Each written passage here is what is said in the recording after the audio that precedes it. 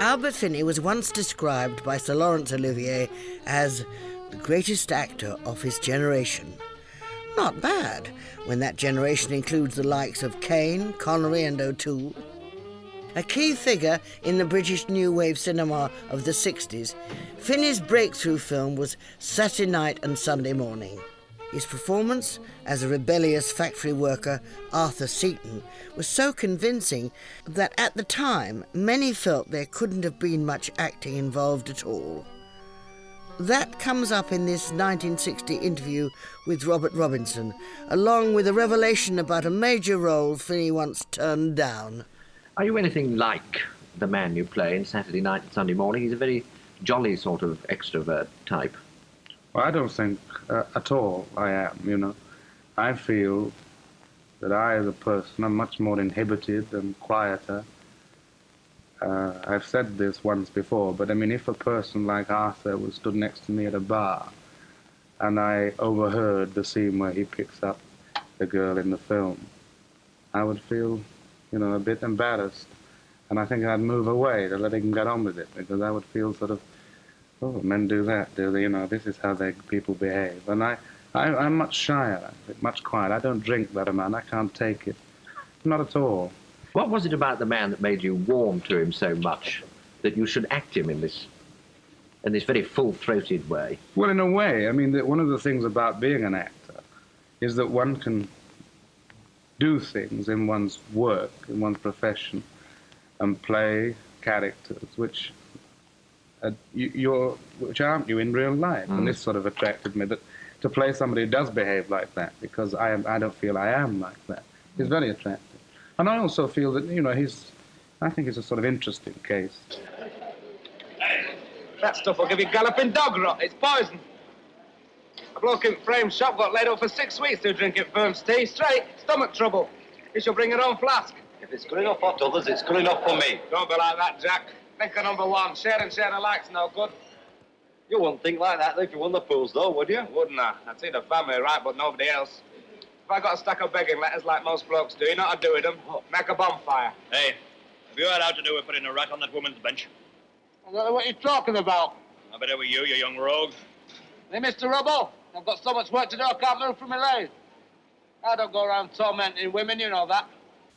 You once said to me that as an actor, you let the character stand in front of you. You never stood in front of the character, so to speak. Now, I wonder if you, as they say in exam papers, discuss that for me. Well, I feel very strongly, Bob, about acting as the craft side of acting. I think I hate about the sort of, you know, the myths of the cinema and all that, is that the image built up on the screen of actors and their off-screen personalities and saying this is them, you know, and that, I mean, I think I hate, I mean, and this has happened to me already, that people have seen my performance in Saturday Night and they think that that's me, you know, they say, oh, that's Albert Finney, and that is his personality, you know, and I feel very strongly that one's audience should realize that one is presenting them with a sort of, it's like a potter, you know, that one in a way is illustrating the way you make the pottery. You're showing them. And you're revealing it to them through your craft, as well as through your emotions, all that. But the marriage of instinct and emotions and the spiritual and, you know, and the physical makes it a craft. And I think that is very important. To me, that's very important. You had a chance of playing a very different type of man, Lawrence of Arabia, in this film that Spiegel is going to make. Yeah. Now, why did you turn that down? Well, I also feel strongly about actors being committed too much with their commitments of completely unknown quantity. I think it's very bad. Because I'm very young, I'm 24, you know, and I feel that if I'd signed up for 5 years for big international pictures, that if one is a success in the first, I think that one becomes an investment, and the amount of after that, in your next picture, I think that the people who own you, you're sort of like a racehorse, you know, and the people who own you try to make sure that you're still sellable, and they can confine your acting in order to reproduce what they thought was successful about the first film. You said, this is something else you once said to me when we met that you're not very interested yet in putting down roots in the way of a house or a flat or whatever. Why is it? Does this sort of thing worry you, this kind of responsibility bother you at all? It doesn't worry me in this. I mean, I don't think that I am escaping from responsibility by not wanting to put down roots, but I think that I just would sooner not put down roots. I mean, I don't find the sort of, I don't find the idea of running a flat, of organizing it, of collecting things. I don't find this attractive at the moment. I don't want it. I don't want to feel that the place which I sort of live in is mine for life in some sense at all. Is it that your job at the moment appeals to you more than perhaps even life itself? Without sounding sort of dedicated, which I sort of hate to sound, I sort of feel in a way that my job is my life. At the it might sound a bit silly, a bit sort of sheesh. I don't mean it to, but I find that I get much more pleasure and elation and fun out of my work than I do out of my life, and I'm quite happy about this. I'm not miserable about it. I'm not sort of, saying, "Oh, help me," to anybody. I just enjoy this state at the moment. The impact of Saturday Night and Sunday Morning was huge. Even 2 years after its release, Finney was still fighting the public's perception of him as cinema's very own angry young man, something he expands upon here in his conversation with John Freeman. It's widely believed, I think, among your public, that the character of Arthur Seaton in Saturday Night and Sunday Morning, which you played in the film, bears some close parallel to yourself and your own life. So let's just look at that for a minute. What sort of home do you come from? Well, I suppose it's really a lower middle class home. We were always comfortable, as far as I had a marvelous childhood. I was always very happy. I remember it with great sort of joy, really. Well, your father is by profession? A bookmaker. And he's therefore, I think it's probably safe to say he's never been really short of money. Never been really short of money. But there is a slight false illusion about bookmakers. They're not all sort of tremendously wealthy and own great yachts, which my father, in fact, doesn't do. But I was always comfortable, And this was not the sort of Salford, because you come from Salford, don't you? It wasn't the sort of Salford we saw in The Taste of Honey. It was a different... yes, a different side of Salford. A much more comfortable, solid, suburban end of Salford. Yeah. Well, all this, of course, is a very sort of conventional, solid, middle-class background, and it's very different from Arthur Seaton, or even from Billy Lyer, for that matter. Yeah. Now, has it been a professional embarrassment to you, being sort of typecast, at least in the public mind, as a kind of North Midlands corner boy? No, slightly, yes. I mean, I terribly resented that. There's something in me which absolutely hates this sort of selling of an image to the public, that this... in order to sell a product, you say that this is it, this is what it does, that he sort of gets drunk all the time and that he sort of shoots guns at fat ladies all the time. This is I resent. And I felt terribly imprisoned by this feeling of being a sort of North Country youth who was... And I was jealous, not jealous, I was sort of rather annoyed that when Arthur Seaton... the film was shown, and people saw me as Arthur Seaton. I was also in Billy Lyer, and that they would find no difference between the two characters, which to me are absolutely different. I do hate this feeling of being that. That is what you are. One is an actor. Well, now, let's accept it that you're a very conventional young actor of bourgeois tastes and respectable dress. Now, you can play any part. You have played, in fact, a considerable variety of parts. Which part that you've played, in fact, has given you most satisfaction so far? Well, in fact, I suppose this changes in a way, John, because now Luther gave me great satisfaction. But it depends on the state one is in at the time. I mean, when I did Coriolanus at Stratford, when I took over from Sir Lawrence, I was in a very bad state as regards acting. And somehow just having to go on freed me. And it was marvellous to play Coriolanus, and I enjoyed it tremendously and felt marvellous. But that was because the rest of the season, for me, was rather black. It depends how one is. So I don't look back on any particular part with sort of as a great high spot. What was it, in fact, that first made you want to be an actor? I mean, I don't want the story about how you left school and so on, but there must have been something inside you. Well, I which made didn't you really. This is peculiar in a way, because I didn't ever feel that I wanted to be an actor. I did plays at school, and the school I was at was Salford Grammar School, and the years I was there did a tremendous number of plays. But while I was in those plays, I thought it would be quite nice to be an actor. But no more than when I played rugby for the school or cricket or whatever. I thought it would be quite good to be a rugby player or a cricketer. Eventually, the headmaster suggested that I went to drama school. Well, I said yes, mainly because I thought, well, it'd be marvellous to be in London, you know, as a student, because I'd read about them painting statues white and running about the streets and all that stuff. That would be marvellous. So I thought, yes, I'll go to London. But it was after being at Royal for 2 terms I realised what I was doing. And I also realised that I enjoyed it. And this supposedly was going to be my career. And I sort of buckled down to it and sort of got working at it. And since then, you really have got satisfaction? Yes, absolutely. Yeah. You know, since then, this has been the thing I get more pleasure out of. You always talk about working. At least your press cuttings suggest this. You go to work each evening, you work on the stage. Now, do you regard your job as done when the curtain comes down, or do you subscribe at all to the old-fashioned view that the actor is to some extent a servant of the public in his private life as well? Oh, not at all. I think the actor only owes the audience good work in the theatre. I don't feel that an actor's private life has got anything to do with him whatsoever. Do you think that's completely consistent with the business that you have to go into, whether you like it or not, to some extent, of selling your personality? That on the one hand you enjoy the limelight on the stage, on the other hand you back out of it as fast as you possibly can as soon as you're off the stage. Is there a temperamental inconsistency here or not? No, I don't think so, because I am an actor. I mean, you know, that one works in a theatre or in a studio in front of a camera. Yeah, but you depend also on audiences a bit. Isn't there a danger that you may cut yourself off too much from the sort of well, the fertilizing element, if you like, in your work? No, because I think that if one can retain a certain sense of freedom, I mean, the danger is, you know, that when you become sort of successful or whatever, you get a bit of money, you know, you can go around in a large car and you can live very sort of expensively, and then eventually all of the sort of people you see are sort of very servile waiters and very expensively dressed diners. You never see sort of people. Well, I'm acting people. It's my job, my life, if you like, and I've got to see them.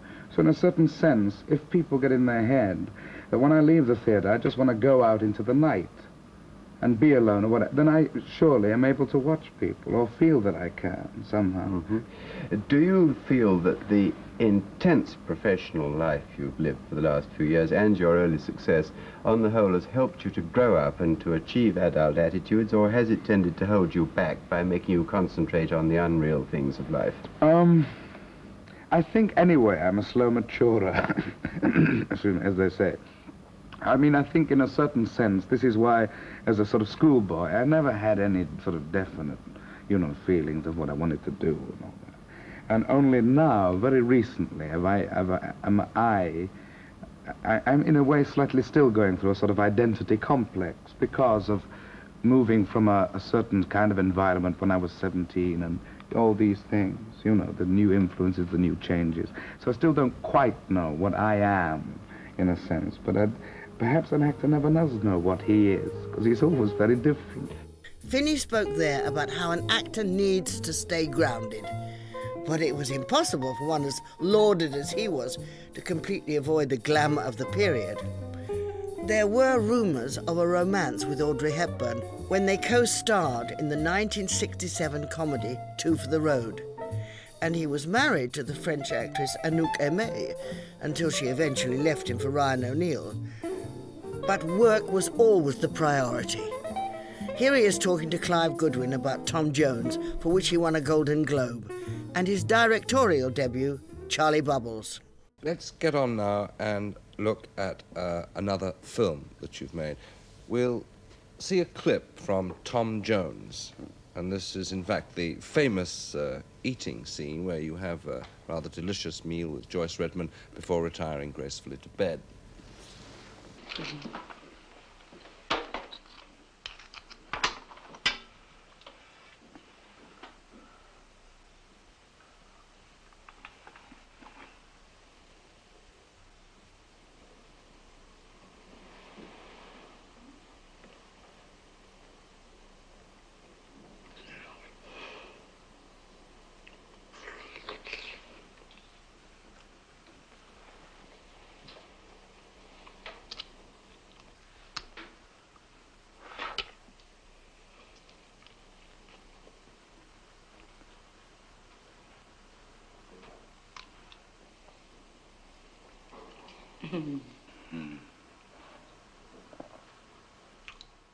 Albert, you said about this time in an interview, I want to surprise people, surprise myself. I want to get away from taking myself, acting, I mean, too seriously. Did you take acting too seriously? I sometimes feel I do take myself too seriously, you know,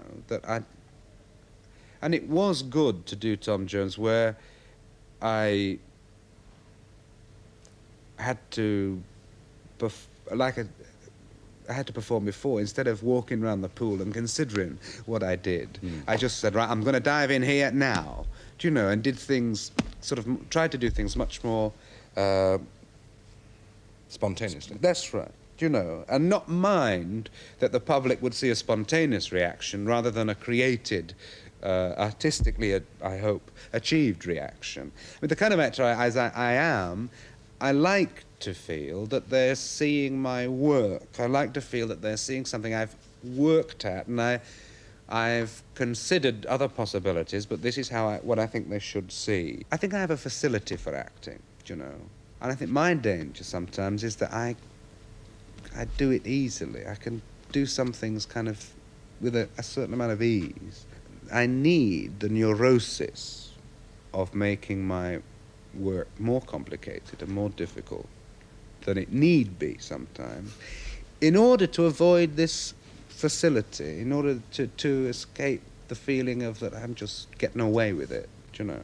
Let's look at a film now, a film that you've made yourself, that you appear in and that you've directed, from a script by Sheila Delaney.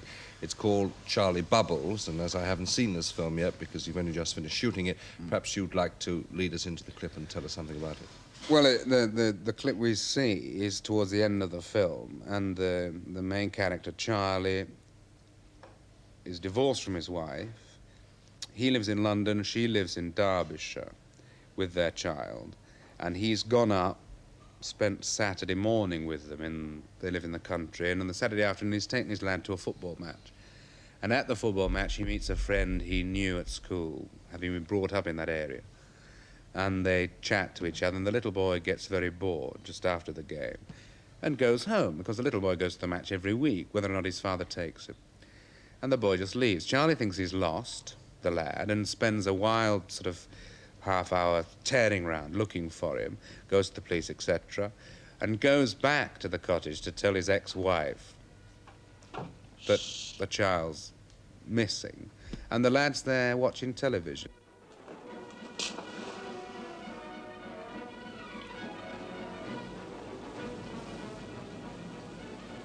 What's he doing here? He came home by train.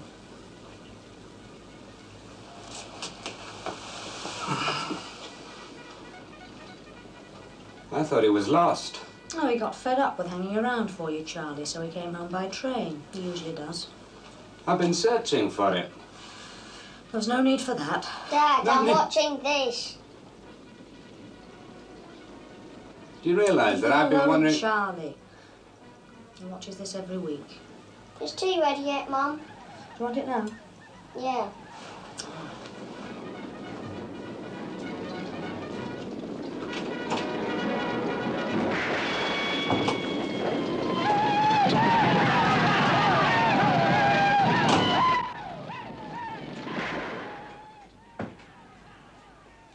Do you realise that I went to the police about him? There was no need for that. You're far too fussy. I was very worried. I was imagining all kinds of things. You can't go to the police every time a child goes out of your sight. He was in my care, and the least he could do is apologise to me for causing me so much trouble. I've been running all over the place looking for him. I've been sick once. He's all right. He's used to taking care of himself. I can't wrap him up in cotton wool and put him in a safe. You should take more care of him instead of letting him run wild. What made you choose Charlie Bubbles for your first film as a director? Well, it wasn't that I've been looking for a subject or anything like to direct. It was, I read the screenplay from Sheila. Well, it was really an outline when I first read it, a document of about 60 pages. And I responded very much to the character and the character's situation and felt I wanted to act it, but felt very strongly about the way the film should be treated, and then felt it would be wrong for me to hire a director, to then direct it in the way I felt as the actor it should be directed. That seemed to me rather illegal. So I did both, which has been interesting. I mean, it is hard, especially for the first, to do both. I mean, the directing side of it, I absolutely adored. Sort of extraordinary experience. But what my performance is like, I have no idea. The experience of both acting in a film and directing one is, again, not very common. Is it something which you'd ever do again? Well, to say now, acting and directing in a film, I'd say no. And the kind of character development that should be in Charlie Bubbles, really, is much more intense and needs much more, I think, awareness of the actor with his director, what path they're on and what line of thought they want the audience to follow. And I think that's very difficult to act and direct in, actually. And I think that at the moment, having literally just finished shooting and not having started editing yet, I feel that I'd never do it again, you know. I mean, I would like to direct another film and not act in it. Finney never did direct another film, but the critically acclaimed performances continued. He was Oscar-nominated for his Hercule Poirot in the 1974 Murder on the Orient Express, but before that won another Golden Globe with a radical departure, the title role in the musical Scrooge. Albert Finney, Scrooge is your first singing role in films. What sort of voice do you have? You'll find out later, I suppose. No, I don't know. I did a show, a musical, 10 years ago at the Royal Court. And, Lily White Boy? Yeah, and I thought I discovered a not too unpleasant baritone, or tenor, I don't know. I think they said baritone at the time. But as in this, of course, most of the numbers are, all my numbers are as the old man. And I want him, even when he's singing, to sort of have, obviously, a kind of, he doesn't have much resonance in his voice, and he doesn't have much great quantities of breath. I want this, in other words, the singing still to be very much in character, except at the end of the film, when when Scrooge is changed by his experiences. Then perhaps, a little more resonance comes back in. Mm. But when you think of the musical at the present time, I mean, it is by definition a big budget film, it has to be. And yet a lot of musicals have failed recently. Did you regard this as a hazard or not? No, I mean, when I got into it all rather quickly, but I was just extremely attracted by the thought of playing the character. I mean, when I read the script, I liked it very much, and the juices started to work inside, and I hadn't read a script that had that effect on me for some time, else I'd have done something else over the last year, presumably. After you did Luther on Broadway, you went off for 10 months, just like that. And what were you doing, contemplating your navel? Well, no. Some of the time when I was on a beach, I did a bit of that. But for 8 years, I'd been in the profession. I'd been doing things constantly. I'd only had one vacation. And so I wandered about, which was marvelous and sort of nice to go to Mexico and for as long as you want and then feel, well, I think I'll go to Hawaii tomorrow. I mean, that's very pleasant. And I kind of just wandered about like that for 10 months. After a while, I got tired of doing that and wanted to come back because I needed the neurosis, perhaps, of my work again, to be made sick again. And after I'd been made whole, I don't know. You used to have a reputation for living out of suitcases, for not liking the idea of having possessions. Yeah. You went from that kind of thing to owning a large house and living rather like a lord of the manor, which you almost immediately gave up again. What's your attitude to possessions now? Well, still much the same. I mean, I've got more of them, obviously. But it was about 3 years ago. For the first time, I wanted a bass. I've never wanted one before that, but 3 years ago, I kind of did. I wanted a place which I could, whatever I'd done, I could crawl back into and lie down, and that was mine, in some way. And yet, you see, as the years go on, you acquire more possession. And when I'm playing this part, I want more and more possessions, I tell you. Scrooge was another hit for Finney, a second venture into musicals. 1982's Annie wasn't. But Finney's reputation could withstand the occasional flop, and the 1980s saw acclaimed performances in films like Shoot the Moon, The Dresser, and Under the Volcano. Despite that run, this 1992 interview starts with Terry Wogan telling Finney that he seems to have been taking things easy. You're a man now, you don't give your whole life to your craft. That's the thing I've noticed about you. Well, you're working fine, but you're a man who takes a lot of time off, aren't you? I mean, you're off to desert isles and... I like to do that. I like to take time off. I mean, partly because I'm pacing myself. I want to be acting when I'm 90. I don't have to do it all this week, you know. So you're if the I only take man a who nice paces himself by drinking and chasing women and betting on horses. Well, what else is there? You made an LP in the 70s. Oh, shush. And you wrote them? I wrote the lyrics. I wrote 12 lyrics, and Dennis King did the music. And it did very well in the charts. Believe me or not, it was picked up by Motown Records, and I was only one of 2 white artists on Motown. And we went over to America promoting it, and one week we got to 192 in the top 200 albums. But that was our peak. And I think it's a collector's item. I think you can pick it up somewhere for 10p. But it was fun writing and trying, you know. I can't really sing. What do you say to those people who it takes time, and you have to learn to do it, you know. Get away, you're I was doing other things. With your natural sense of rhythm. Oh, what? You've heard. You see, that there are people who say Albert Finney was a natural successor to Laurence Olivier. Mm-hmm. And he could have been the Kenneth Branagh of his days. Really?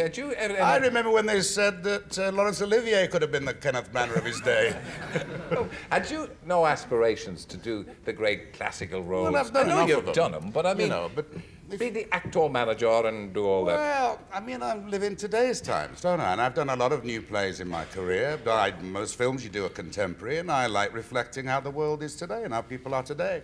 I mean, I like doing the classics from time to time, but if you wear tights all your life, you just walk funny, you know. I noticed that when you came out. No, well, that's because that's another walk. This is my modern walk. Oh, I see. But so I don't like to just stay in the classics. I mean, they're there if one wants to refer to them, but I like to do modern things. I mean, the modern world is what we're living in and what we're trying to be at grips with. That same year, Finney met Barry Norman to promote The Playboys.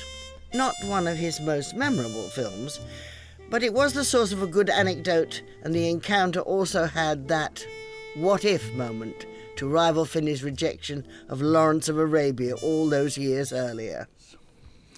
There was great excitement when we were filming, and we filmed in the village of Red Hills, which is in County Cavan, in the north of the Republic, in the landlocked. And the Cavan newspaper reported the event of the filming in Red Hills and saying there's this great Irish actor, Milo O'Shea, and then named all the Irish actors, the British actor, Albert Finney, and the American actor, Aidan Quinn, the American actress, Robin Wright, who's now married to Sean Penn, who used to be married to Maradona. Oh, Maradona. Oh, lovely, isn't it? Very good, isn't it? Proper Irish stuff. Yeah. But talking of roles that you haven't played, I mean, the one that astonishes me that you were even offered is Gandhi. Richard Attenborough wanted you to play Gandhi. Well, this is a long time ago. Well, I do appreciate that, Albert, but nevertheless, you never looked to me like Gandhi. No, well, I didn't to me either. Richard Attenborough wanted to make Gandhi for a very long time. I think 20 years. Yeah. And he discussed the possibility of me doing it in the middle 60s. And I thought, well, if I go to a health farm for 2 years, I'll never look like the Mahatma. And, of course, it was not right that I did it, or right that Richard did it then. It was right that he did it later with Ben, because it worked better. You were called by Olivier the greatest actor of your generation. Kenneth Tynan, after seeing you in Saturday Night, Sunday Morning, said that you were like a smouldering young Spencer Tracy. Are these labels like this, are they millstones? I mean, do you feel you've got to live up to them, or do you say the hell with it, that's somebody else's opinion? No, yes, it is. I mean, don't believe it. I mean, if you believe the good things people say, you must also believe then the bad things people say. So it's best to believe none of it and go your own way. And don't ever take it on as a sort of burden. It's nonsense. That's just a response, one person's response. Well, it was several people's response, of course. Well, but it's only a point of view, isn't it? Nevertheless, it's all subjective, you see. Oh, you must never believe what they say about you. Good, bad, or indifferent. But, you know, one of the results of that, and having had that sort of thing said about you, is that every few years, earnest people, like me at this moment, come to you and say, have you fulfilled all this great talent that you had, this great promise that you had? Do you feel, A, that you had great talent, and B, have you fulfilled it? Well, no, I mean, I just think I'm a working guy, really. I just go on. I just want to go on working. I hope to remain promising till I stop. The years following that interview featured many acclaimed roles and huge hits. Erin Brockovich, the Bourne trilogy, and his last ever film, Skyfall. But sadly, the news Albert had finally stopped came in February 2019.